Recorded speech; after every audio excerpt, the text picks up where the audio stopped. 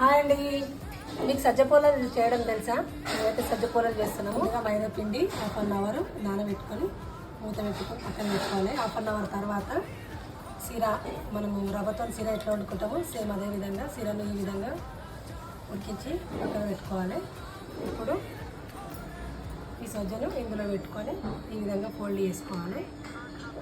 ఈ విధంగా పెట్టుకొని మనం దీనికి కొంచెం పేపర్ వేసుకొని చిన్నగా ఒత్తుకొని డీప్ ఫ్రై చేసుకోవాలి. మనం వర్షాలేమో నూనె వేసి పెంక మీద పెట్టి కాలుస్తాం కదా, ఇది కొంచెం డిఫరెంట్గా ఉంటుంది. టేస్ట్ కూడా చాలా బాగుంటుంది. మీరు ఒకసారి ట్రై చేసి చూడండి, పిల్లలు కూడా చాలా ఇష్టంగా తింటారు. 4 days కూడా ఇలాగనే ఉంటుంది, మంచిగా ఉంటుంది టేస్ట్. ఈ విధంగా సన్నగా కాల్చుకొని మనము నూనెలోకి వేసుకొని డీప్ ఫ్రై చేసుకోవాలి. ఈ విధంగా ఒక పక్క కాలిన తర్వాత మళ్ళీ ఇంకో పక్కన తెచ్చుకోవాలి. లోపల ఇట్లా ఉంటుంది, చాలా బాగుంటుంది టేస్ట్ మాత్రం. ఒక్కసారి ట్రై